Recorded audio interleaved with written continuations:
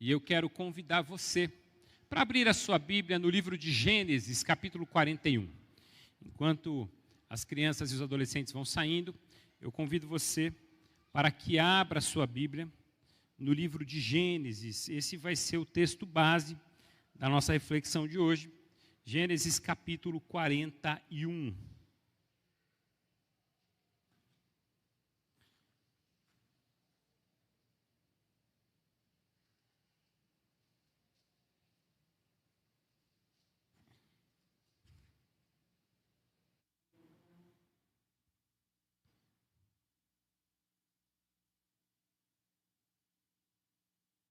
Gênesis capítulo 41.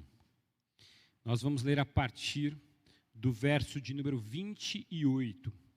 Abra sua Bíblia no verso de número 28 do capítulo 41 de Gênesis, que diz assim: É exatamente como eu disse ao faraó. Deus mostrou ao faraó aquilo que ele vai fazer. 7 anos de muita fartura estão para vir sobre toda a terra do Egito, mas depois virão 7 anos de fome. Então todo o tempo de fartura será esquecido, pois a fome arruinará a terra. A fome que virá depois será tão rigorosa que o tempo de fartura não será mais lembrado. O sonho veio ao faraó 2 vezes, porque a questão já foi decidida por Deus, que se apressa em realizá-la. Procure agora o faraó, um homem criterioso e sábio, e ponha-o no comando da terra do Egito. O faraó também deve estabelecer supervisores para recolher 1/5 da colheita do Egito durante os 7 anos de fartura. Eles deverão recolher o que puderem nos anos bons que virão, e fazer estoques de trigo, que sob um controle de Faraó, serão armazenados nas cidades. Esse estoque servirá de reserva para os 7 anos de fome que virão sobre o Egito, para que a terra não seja arrasada pela fome. Senhor, fala aos nossos corações nessa noite, que possamos ter clareza da Tua palavra e daquilo que o Senhor quer direcionar para as nossas vidas em nome de Jesus. Amém. Crise. Quem aqui nunca passou por uma crise? A palavra crise, ela tem origem grega e o seu significado é de ruptura. Crise é uma ruptura. Tempos de crise, eles podem ser facilmente identificados e reconhecidos por causa da ruptura com a normalidade, pela chegada da instabilidade, por uma certa ansiedade que a crise estabelece nos nossos corações. É quando algo sai do seu estado natural e ele encontra um estado de instabilidade. E a verdade é que nenhum de nós pode decidir não passar pela crise. Porque quando a crise se estabelece, ela simplesmente acontece. Por exemplo, a crise, quando nós falamos sobre esse tema, não está apenas relacionada a questões financeiras, mas está relacionada a questões humanas. Então você pode ter uma crise espiritual, você pode ter uma crise relacional, você pode ter uma crise familiar. Nós não temos controle sobre isso e não tem como dizer, eu não quero passar pela crise. Porque, de repente, você está bem na sua casa, as coisas estão caminhando bem, você tem ali uma família estável e, de repente, a sua esposa pode chegar para você e dizer, olha, eu não quero mais, a partir de amanhã eu estou saindo de casa. Crise. Mas o que foi? O que aconteceu? Não sei, eu quero ir embora, eu quero viver um momento novo. O seu marido, de repente, ele pode chegar para você e falar assim, olha, eu estou saindo de casa, eu quero viver uma fase nova na minha vida e eu estou dando tchau para todo mundo indo embora. O seu filho, quando chega na fase adulta, ele pode chegar com uma novidade para você completamente desagradável. Crises. Crises na família.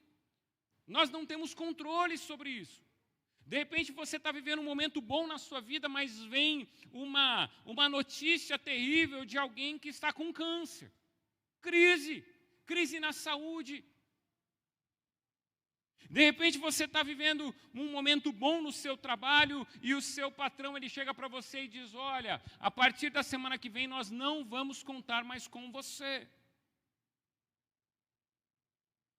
E aí você começa a pensar nas contas que você tem que pagar, de repente você fica desempregado, mas você fala, eu vou arrumar rápido um emprego, passa um mês, passam 2 meses, 3 meses, e você não arruma esse emprego rápido. Às vezes, muita gente que já passou por essa situação. E aí você começa a ver as suas contas ficando apertadas, você não consegue pagar as coisas direito, o dinheiro não entra, você está procurando emprego, esse emprego não vem, crise.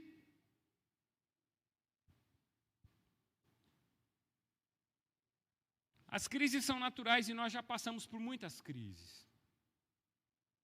Crises existenciais, crises emocionais. E quando a gente olha para esse texto fala sobre uma crise anunciada. Deus ele dá um sonho para o faraó. Faraó ele tem um sonho e ele fica intrigado com esse sonho, porque às vezes nós temos alguns sonhos que eles nos inquietam. Porque a gente tem alguns sonhos, aliás, a gente sonha em média de 5 a 8 sonhos por noite. Sabia disso?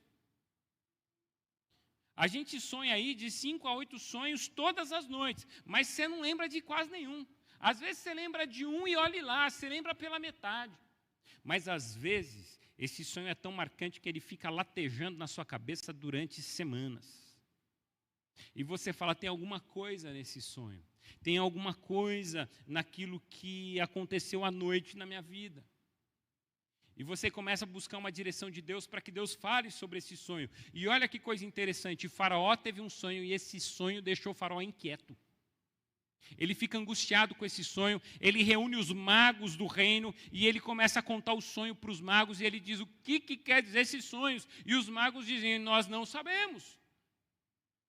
Ele chama pessoas sábias, pessoas antigas, conta o sonho e diz o que significa esse sonho, e as pessoas dizem, nós não fazemos ideia. Só que, servindo o rei, está um homem que esteve preso com José há muitos anos atrás. E esse homem que estava preso com José, ele fica inquieto, porque ele vai vendo as coisas acontecendo, até que ele diz, rei, tem um homem que ele está na prisão, e esse homem, quando eu estava na prisão, nós tivemos um sonho, eu e um outro rapaz, e esse homem, ele interpretou todos os sonhos, e da maneira que ele falou, aconteceu. E aí ele diz assim, manda chamar esse homem. Eu preciso falar com ele. E aí chamaram José, falaram, José, o rei quer falar, Faraó quer falar com você. José, então, ele faz a barba, ele toma um banho, ele se arruma e vai até a presença do Faraó. E quando ele chega na presença do Faraó, ele conta os 2 sonhos que teve na mesma noite. Ele vai dizer, olha, o primeiro sonho, eu vi 7 vacas gordas, bonitas, e essas 7 vacas estavam pastando, mas de repente vieram do rio 7 vacas magras, vacas feias, como eu nunca tinha visto antes, e essas vacas magras comeram as 7 vacas gordas. Mas passou um tempo, eu tive outro sonho. E nesse outro sonho, eu vi 7 espigas de cereal. Elas estavam cheias e boas. Elas cresciam no mesmo pé. E depois delas brotaram outras 7 espigas, murchas, mirradas, ressequidas pelo vento. As espigas magras engoliram as 7 espigas boas. E aí José disse ao rei, olha, os 2 sonhos, eles são um sonho só.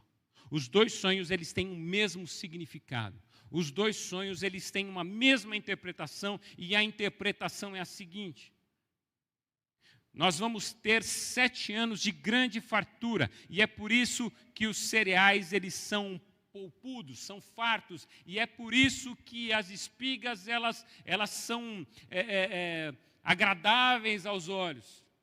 É por isso que as vacas gordas, elas trazem essa perspectiva de abundância.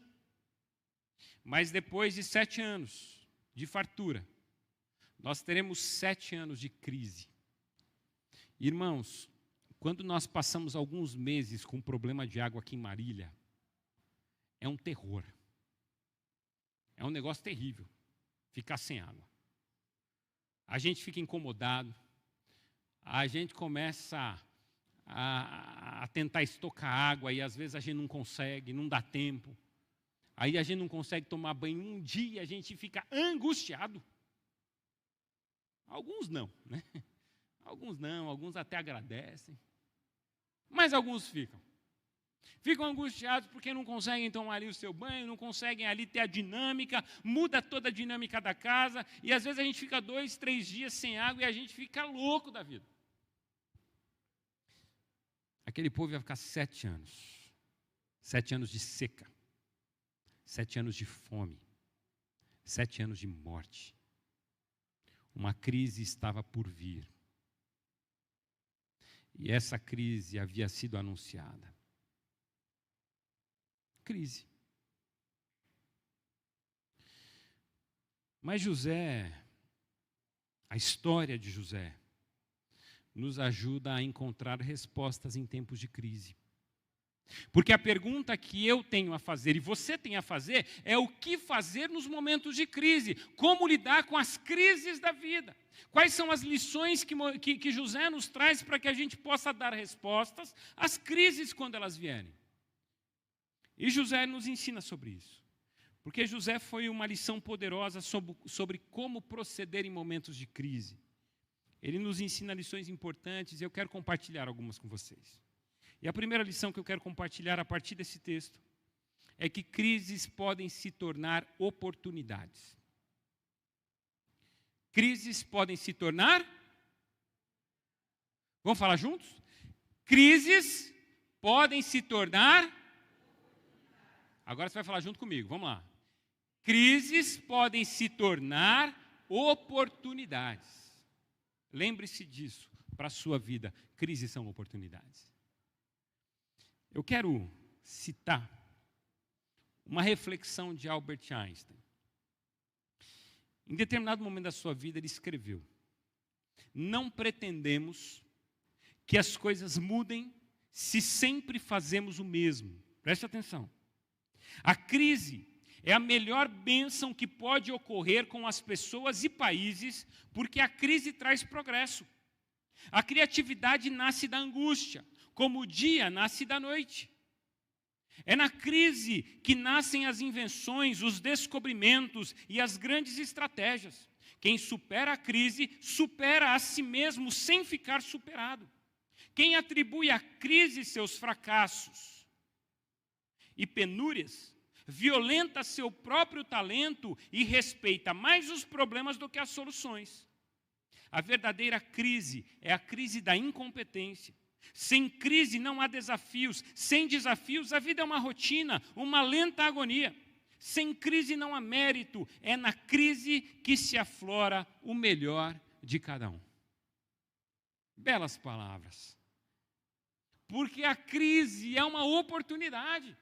E José, ele descobre isso na sua vida, porque José encontra na crise a grande oportunidade para passar de um preso, de um simples escravo preso, esquecido na prisão, para o segundo homem mais importante do maior império da época. Crise. É na crise que as pessoas se redescobrem. É na crise que as pessoas se refazem. É na crise que as pessoas se fortalecem.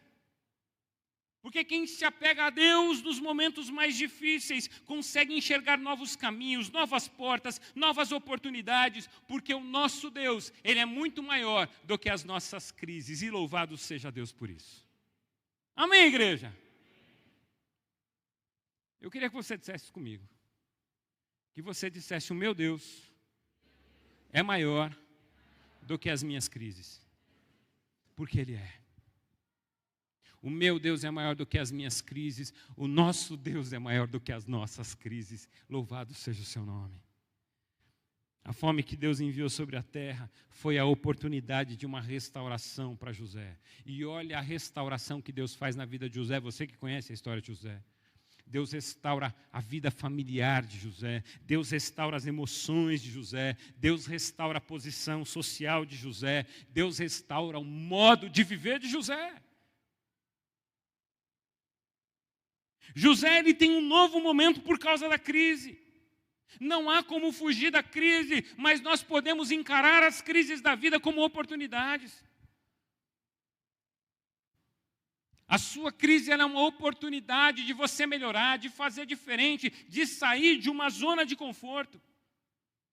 Porque assim, algumas pessoas, elas alcançam uma zona de conforto tão bacana que elas encostam ali e ficam. É aquela sensação de que eu já alcancei tudo que eu precisava alcançar e a vida é isso, agora só me falta morrer. Tem gente que vive assim. Eu já alcancei o que eu tinha que alcançar, eu já construí o que eu tinha que construir, agora sim, a minha vida é isso. Eu não procuro nada novo, eu não cresço, eu não desenvolvo. As pessoas estacionam seus barcos em suas comodidades e se tornam espectadoras da vida, esperando a vida terminar.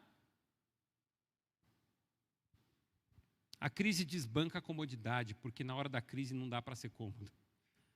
A crise tira a gente dessa condição, porque ela exige uma diferente postura, ela exige diferentes soluções, ela exige diferentes pensamentos. Se Israel não passasse por uma crise com os filisteus, ninguém saberia quem é Davi. Ninguém conheceria o rei Davi, Davi não se tornaria rei de Israel.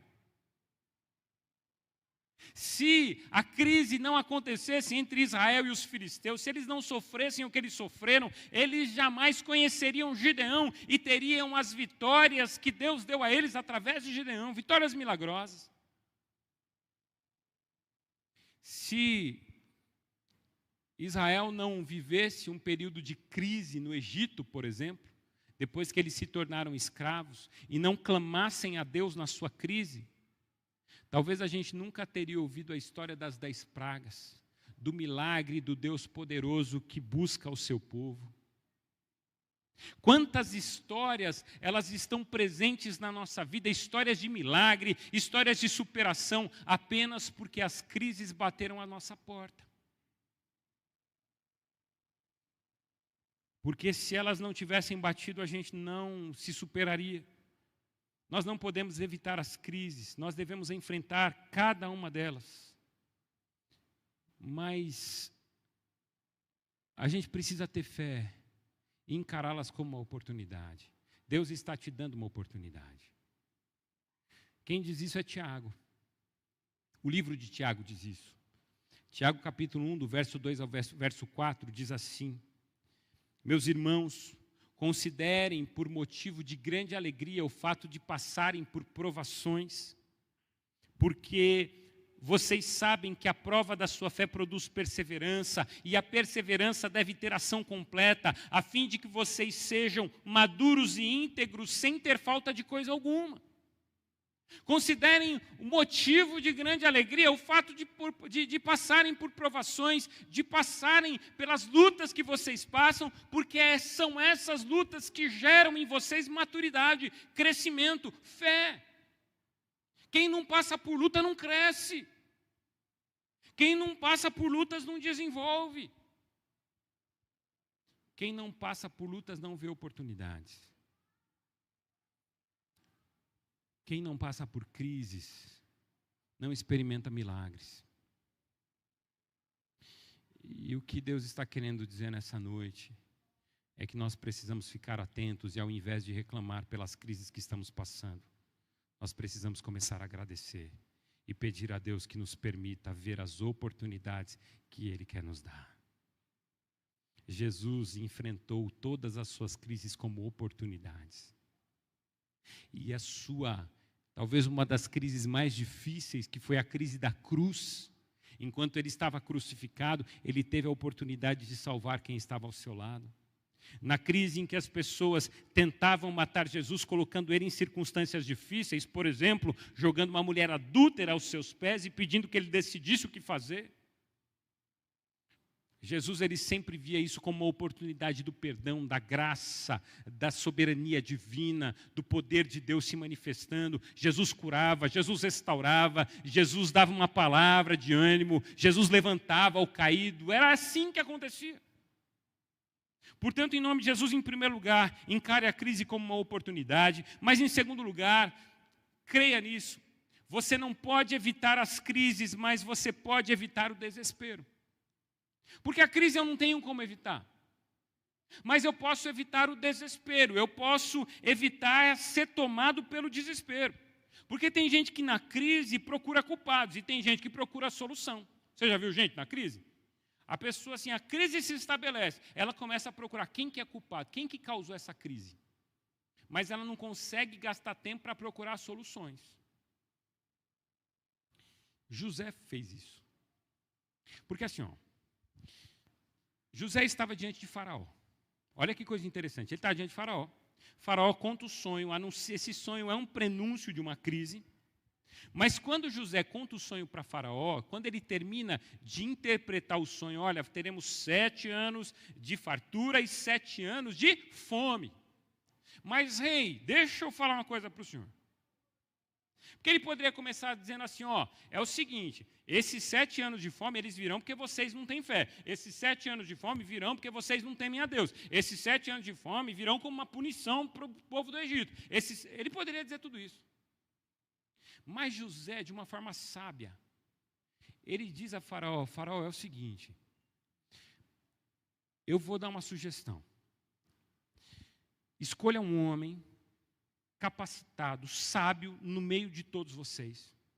Coloque esse homem para governar toda essa questão da crise.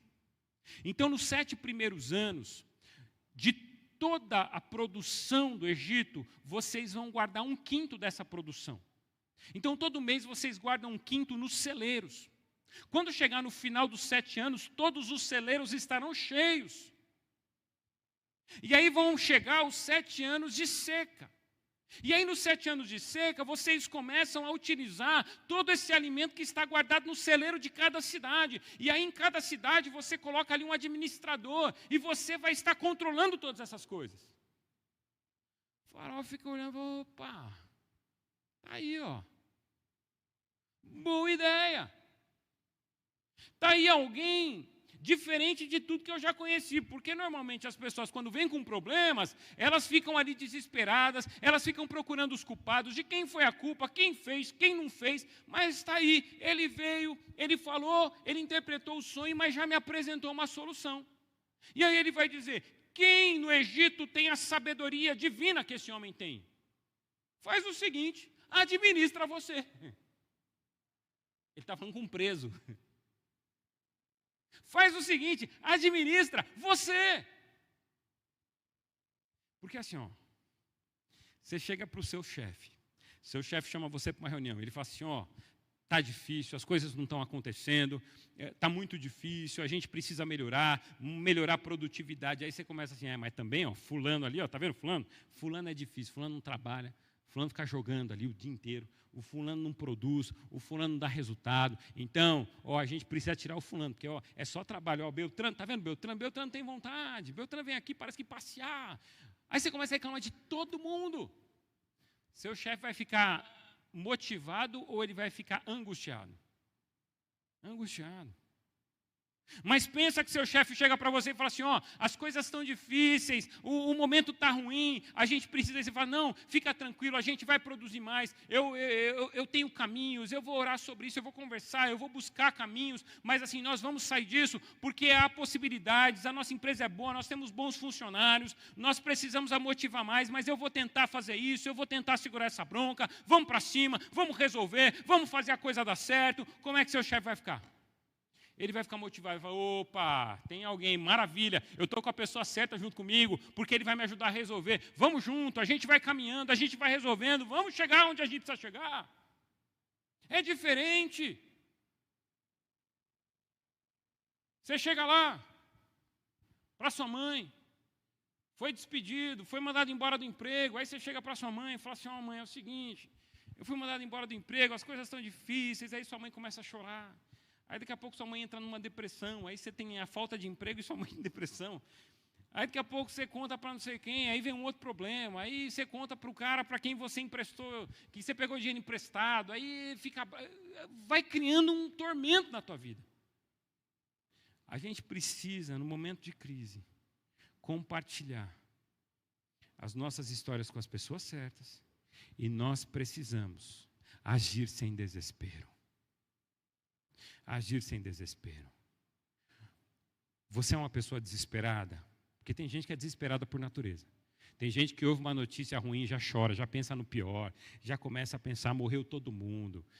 Eu me lembro, uma vez, no meu pastorado, eu acho que eu já contei essa história aqui há muito tempo atrás, mas no meu pastorado, uma moça me ligou, era uma quinta-feira à noite, nós estávamos no culto, e quando terminou o culto, tocou meu telefone, era uma irmã da igreja, e ela dizia: pastor, pelo amor de Deus, vem aqui na minha casa, eu estou desesperada, eu não estou bem, eu estou com uma péssima notícia, nós descobrimos uma enfermidade gravíssima na vida da minha filha, e ela pode morrer, e aí nós ficamos desesperados, era uma menina de uns 6, 7 anos, e terminou o culto, eu já entrei no carro, fui correndo para a casa dela, e aí quando eu cheguei na casa dela, estavam mais 3 pastores da mesma igreja, da nossa igreja, nós éramos em 4, mais 3 estavam lá, tinha a líder do ministério de oração estava lá, tinha mais ali uns 4 irmãos da igreja, e quando a gente chegou, todos eles estavam ali chorando, angustiados, um clima fúnebre, e aí de repente nós falamos: mas o que está acontecendo? Como é que foi essa notícia? Aí ela falou assim: não, nós fomos ali no médico, nós fizemos nós fomos fazer ali tudo que o médico pediu, os exames, e aí eu fui pegar o exame hoje de manhã. E aí o que aconteceu? E a irmã da oração falou assim: mas e aí, o que aconteceu quando você pegou os exames? Ela falou assim: eu abri os exames. Aí a irmã da oração falou: e depois que você abriu, o que você fez? Ela falou assim: eu abri a internet. Ela falou assim: e quando você abriu a internet, como é que foi? Ela falou assim: eu vi o resultado dos exames, e eu comecei a comparar tudo aquilo que minha filha tinha com aquilo que dizia na internet. E nós olhando, assim, os pastores assim, já fervendo por dentro. E aí a irmã da oração, e a gente deixou a irmã da oração falar. A irmã da oração, naquele momento, estava com tudo. E ela falou assim: então deixa eu só entender uma coisa. Você ainda não foi no seu médico levar os exames? Ela falou: não. Então os exames você abriu e você comparou com a internet, é isso? Ela falou: é. Aí ela olhou para nós e falou assim: pastores, vamos orar, vamos para casa e vamos descansar, até ela ter uma notícia do médico dela. Isso acontece, não acontece, Rashid? Aí o médico, para falar. O pessoal pega o exame, abre o exame e vai comparar na internet. E aí, daqui a pouco, eles estão desesperados com 4 pastores, com a mulher, com a líder do ministério de oração, com mais um monte de gente na igreja chorando, e a gente desesperado porque a filha dela está para morrer. Aí, de repente, a gente descobre que não tinha nada daquilo, que era um verme. E que ela tomando o remédio resolvia todos os problemas de verme. Porque tem gente que é desesperada. Tem gente que mexe onde não deve, e quando mexe já ataca terror, já mata todo mundo na história, já entra em pânico, já cria ali uma circunstância terrível e tenta colocar todo mundo em desespero com elas. Porque a crise gera desespero. E agora o que eu vou fazer? Para onde eu vou ir? Mas eu quero dizer para você, em nome de Jesus, nos momentos de crise, você precisa ter calma. Você vai sobreviver à sua crise. Deixa eu perguntar para você, por quantas crises você já passou? E olha você aí, graças a Deus por isso. Louvado seja Deus porque você está aí. Você já enfrentou crises piores na sua vida.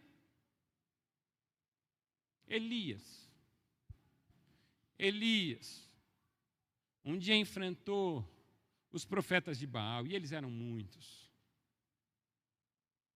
E Elias falou, olha, vocês estão dizendo que Baal é o Deus verdadeiro, e eu estou dizendo que o meu Deus, Criador dos céus e da terra, é o Deus verdadeiro. Então eles estabeleceram ali um conflito entre os deuses, e eles armaram um altar, e eles disseram, o Deus verdadeiro vai lançar fogo nesse altar. Então os profetas de Baal foram primeiro, e eles oraram a Baal, e eles clamaram a Baal, e eles se autoflagelaram, porque se Baal visse eles se cortando, eles se punindo, talvez Baal ouvisse as suas orações, mas Baal não ouviu as suas orações. Então Elias, depois de muito tempo, depois de muitas orações a Baal, Elias olhou para as pessoas e falou assim, agora é minha vez, eu vou orar ao Deus dos céus, e eu vou pedir para que vocês joguem água sobre o altar. E eles jogaram água sobre o altar, a ponto do altar ficar ali molhado demais, e para que a glória de Deus fosse manifesta naquele lugar. Então Elias orou a Deus para que Deus enviasse fogo dos céus, e fogo caíram, e bolas de fogo caíram dos céus e consumiram o altar. O altar foi consumido. E quando o altar foi consumido, então, Elias mostrou que seu Deus era um Deus verdadeiro, e todos os profetas de Baal foram mortos. Mas depois que os profetas de Baal foram mortos, a rainha, que adorava Baal, mandou matar Elias. E quando Elias fica sabendo da fúria da rainha, a Bíblia diz que Elias foge por uma caverna. E Elias, ele fica ali nessa caverna durante alguns dias, com medo. Elias entra num estado de depressão terrível, desejando morrer. Porque às vezes a gente sai de uma crise tão grande, mas as crises menores a gente não consegue encarar. Eu quero dizer para você, tenha paciência e calma nos momentos de crise. Se você precisar de conselho, procure conselho de pessoas sábias que podem te ajudar. Se você entrou em desespero, procure pessoas que podem te acalmar, não pessoas que vão trazer mais desespero sobre você. Pessoas que falem assim, calma, você ainda não fez o que você tinha que ter feito. Vai conversar primeiro com o seu médico e depois a gente vê o que a gente faz. Porque pode não ser, você pode estar construindo todo um cenário terrível para uma coisa que não existe. E eu vou dizer para você, a maioria dos problemas que a gente cria na mente e que a gente supre ansiedade por causa deles, eles não se concretizam do jeito que a gente imaginou. Eles são muito menores, mas nós aumentamos. Então calma, entrega o teu caminho ao Senhor, confia nele e o mais ele fará. O Senhor é o seu pastor e nada te faltará. Ele está cuidando de você. Espere o milagre se necessário, mas descanse no Senhor. Amém? E terceiro e último lugar, em tempos de crise, mantenha a excelência. Em tempos de crise, mantenha a excelência. Porque uma coisa acontece. A crise, ela tira a nossa motivação, a crise, ela tira a nossa disposição de fazer o nosso melhor. Gente em crise começa a fazer as coisas de qualquer jeito. Gente em crise começa a tirar a excelência da pauta. Gente em crise, no seu desânimo, diz, não, eu vou fazer de qualquer jeito, eu vou cumprir tabela, eu vou cumprir meu horário, eu vou fazer só o que estão me pedindo, eu vou fazer de qualquer jeito, eu vou fazer, porque eu já não tenho mais motivação. Gente em crise chega uma hora que começa a largar a mão do jeito que faz. E perceba que crise gera mudança na vida das pessoas. Elas se tornam, às vezes, murmuradoras ingratas. Veja o povo de Israel. Quando eles saem da terra do Egito, eles veem Deus mandar 10 pragas. E aí eles são libertos. Eles começam a caminhar pelo deserto. Quando chega lá, próximo ao Mar Vermelho, eles olham para trás. E eles veem o exército do Egito atrás deles, querendo matá-los. Faraó mudou de ideia e falou, vamos matar esse povo. E aí, de repente, eles olham, eles veem os carros, eles veem os cavalos, os guerreiros do Egito, as armas do Egito, e eles olham e falam assim, não temos nem como nos defender. E aí eles começam a dizer para Moisés, eles falam assim, Moisés, foi para isso que você nos tirou do Egito? Pelo menos no Egito, a gente tinha cebola e sepultura. A gente podia não comer bem, mas comia alguma coisa. A gente tinha ali pelo menos a cebola para a gente se alimentar. E a gente tinha sepultura, lugar para ser enterrado. Caso a gente morresse, a gente tinha lugar para ser enterrado. Agora a gente vai morrer no deserto, nem lugar para ser enterrado a gente vai ter. A crise, a murmuração. Porque tem gente que quando a crise se manifesta, elas começam a reclamar. É igual filho, filha. Quando chega um momento de crise, você fala assim, filho, não dá mais para comprar as coisas, a gente está desempregado, a gente teve que apertar as contas. Aí seu filho, sua filha começa a dizer, mas eu quero. Aí começa a chorar, começa a reclamar da vida. Eu queria morar na outra casa, eu queria ter outra família, eu queria isso, eu queria aquilo. É coisa de criança. Eles começam a reclamar com Moisés. Moisés, por que você tirou a gente do Egito? A gente podia estar lá. Mas crises são oportunidades de milagres. Se o exército não viesse atrás, eles jamais veriam o mar se abrir como abriu. E jamais eles veriam o mar engolir o exército inimigo como engoliu. Para ver o poder do seu Deus se manifestando mais uma vez na vida desse povo. Porque tem coisa que só acontece na nossa crise. Mas ao invés de murmurar, ao invés de cair o padrão, ao invés de mudar as nossas ações, nós precisamos nos manter em alto nível. Faça o seu melhor. Meu professor, ele é muito bravo, ele me persegue, então eu vou passar pela matéria dele de qualquer jeito. Não, faça o seu melhor. Meu treinador está pegando no meu pé, eu vou praticar esse esporte de qualquer jeito. Não, faça o seu melhor. Não, meu patrão não gosta de mim, ele está me cobrando demais, eu vou só cumprir o horário e depois se ele me mandar embora, melhor. Não é isso que Deus quer fazer, não é isso que Deus quer de você. Deus quer que nesses momentos você faça o seu melhor, você dê o seu melhor, você melhore cada dia mais, você se esforce, você se empenhe mais. Porque foi isso que José fez. Sabe por que José era excelente? Sabe por que José ele chegou na condição que ele chegou? Porque o José, quando ele servia na casa do seu pai, ele servia com excelência. José ele foi excelente na casa do seu pai. E Jacó via isso, a ponto de Jacó colocar José para vistoriar o trabalho dos seus irmãos, porque ele percebeu que José tinha um dom de administração. Ele falou assim, José, olha os seus irmãos, você contabiliza tudo, você veja tudo e você traga para mim o resultado. E José fazia com excelência. Seus irmãos ficavam bravos, porque a excelência muitas vezes desagrada os outros. E aí os irmãos de José venderam José. José foi como escravo parar na casa de Potifar, um general. E quando José chega na casa de Potifar, Potifar ele começa a ver como aquele escravo se porta, e ele começa a ver que aquele escravo tem excelentes ideias, e aí José chega para Potifar e fala, Potifar, tudo isso que você tem, dá para melhorar, dá para ser próspero, dá para ganhar mais com isso que você tem, e ele começa a dar caminhos para o Potifar, e Potifar vê a excelência e fala assim, José, você pode fazer muito mais, a partir de agora você vai administrar tudo que eu tenho. Você é meu escravo, mas a partir de agora você vai ser meu governante, você vai administrar tudo que eu tenho. Porque você é muito bom, você é excelente naquilo que você faz, desde que você chegou à prosperidade na minha casa. Até que um dia, a esposa de Potifar se apaixona por José, um homem excelente que faz tudo da melhor forma possível.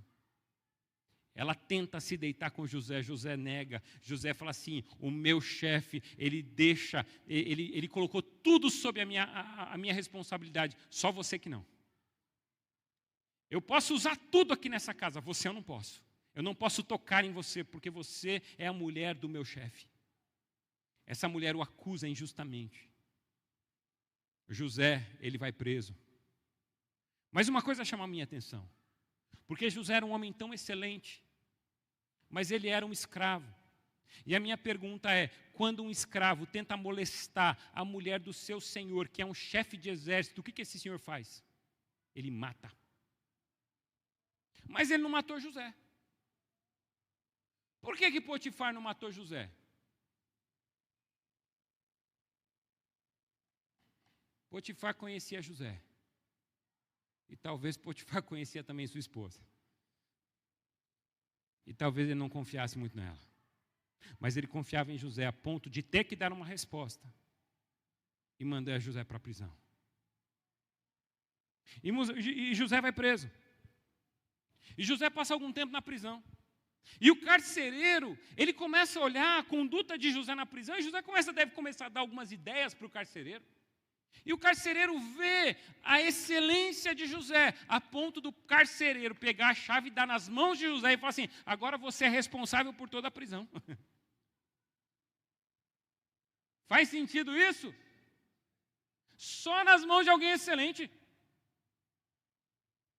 Aí, de repente, alguém um dia, dois homens, o copeiro e o padeiro, são presos por causa de uma confusão. Aí José interpreta os sonhos, dizendo que um vai morrer e o outro vai ser restabelecido ao cargo. E isso acontece. Até que um dia Faraó tem o sonho e um deles está na presença de Faraó. Então, Faraó fica sabendo que José interpreta sonhos. Ele fala assim: manda chamar esse homem que está na prisão. José, sabe o que ele faz?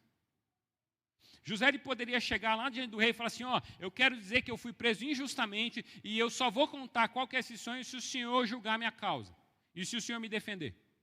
Aí eu conto tudo, porque eu já sei o que é. José poderia ter feito isso. Muita gente faz isso. José poderia ter chegado lá e falado com aquela cara de dó, de piedade, falando assim: o senhor não sabe o que fizeram comigo, e judiaram de mim, me prenderam injustamente. Ele podia. Muita gente faz isso.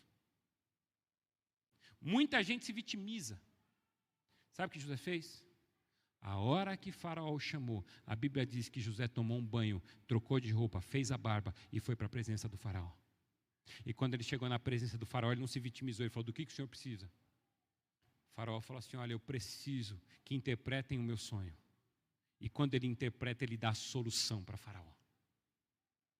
De uma maneira excelente. Ele fala para Faraó o que ele pode fazer. A hora que Faraó ouve, Faraó fala assim: que homem excelente, você tem o Espírito Divino em você. É com você que eu vou contar. Porque aquele que é fiel no pouco, a Bíblia diz que sobre o muito é colocado. Seja fiel no pouco. Faça o seu melhor no pouco. Seja fiel a Deus no pouco que você tem. Ah, mas o que eu tenho é tão pouco. Seja fiel a Deus no pouco que você tem. Adore a Deus no pouco que você tem. Não seja desonesto porque você precisa de mais. Seja fiel a Deus no pouco que você tem, que Deus pegará você e colocará sobre o muito. E eu não estou falando de dinheiro, não. E se for dinheiro, que bênção. Mas eu estou falando sobre condição, sobre vida. Eu estou falando sobre espiritual, sobre a verdade espiritual de cada um. Eu estou falando sobre as emoções curadas. Eu estou falando sobre pessoas inteiras restauradas. Seja fiel no pouco, que Deus vai te colocar sobre o muito. José, ele foi fiel em cada detalhe da sua vida. E Deus pegou José e o transportou para o muito. Por que ele foi fiel? Por que ele foi fiel? Seja fiel. Porque Deus, ele não é fiel a você, ele é fiel à sua própria palavra. Ao invés de reclamar na crise, comece a encontrar possibilidades, comece a fazer com excelência. Para de fazer de qualquer jeito. Tem muito crente fazendo as coisas de qualquer jeito, porque eu estou esperando Deus. Não, Deus, ele quer de você excelência e faça o seu melhor nas pequenas coisas. Eu quero terminar contando isso para você. Quando eu comecei meu ministério nessa igreja, teve um dia, porque preparar um sermão demora horas, no mínimo 8 horas preparar um sermão. E eu preparei um sermão, fiquei ali horas e horas preparando o sermão, e o sermão você não prepara um dia só, você prepara em vários dias. E preparei o sermão, e quando eu cheguei na igreja para pregar um domingo, a igreja já tinha mais ou menos umas 30 pessoas, frequentando por domingo. Mas, quando eu cheguei domingo para pregar, tinha ali 10 pessoas. E eu fiquei olhando para aquele sermão no qual eu me dediquei tanto. E fiquei com essa sensação, Henrique. Eu falei, eu vou pregar um sermão 10 para 10 pessoas. Me preparei tanto. Fiz um negócio tão bom para chegar aqui. Achei que a igreja está cheia. Tem 10 pessoas. E fiquei com o coração angustiado. Falei assim, acho que eu vou abrir a Bíblia aqui e pregar outra coisa. Né? Porque tem 10 pessoas só, eu vou pregar um outro texto. E aí o Espírito Santo falou, não. eu te dei essa palavra, é essa palavra que você vai dar. E aí eu preguei essa palavra. Alguns dias depois eu encontrei um pastor amigo meu, cabelinho branco. E aí contei para ele dessa angústia. Rapaz, eu preparei um sermão. E eu fiquei tão mal porque eu cheguei lá, tinha 10 pessoas. E ele falou assim: faça o seu melhor sermão para as 10 pessoas. Porque se você pregar qualquer coisa para as 10 pessoas, vamos supor que você invente um sermão de última hora e pregue. Essas 10 pessoas, talvez elas se tornem 6 na semana seguinte.